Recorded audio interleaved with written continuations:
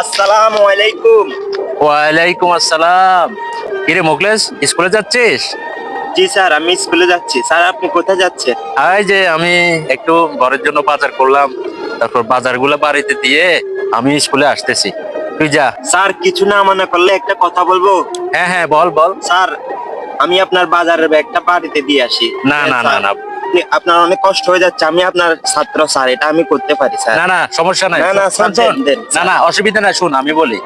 এই বাজারগুলো দিয়ে আসার প্রয়োজন নাই, আমি দিয়ে স্কুলে আসতেছি, তুই যা না যা, স্যার, যা। আপনার এমনিতে শরীর অসুস্থ, আমি দিয়ে আসি। স্যার, আপনি স্কুলের দিকে যান, আমি বাজার ব্যাগটা দিয়ে আসতেছি, কেমন?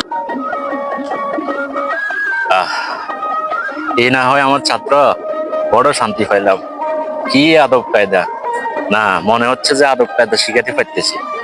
অনেক বড় হবি, দেখবি একদিন অনেক বড় হবি।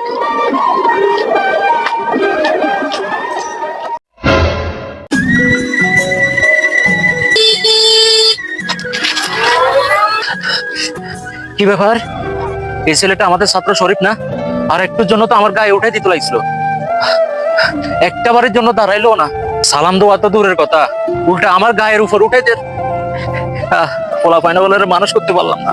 আল্লাহ, তুমি এদেরকে হেদায়েত দান করো।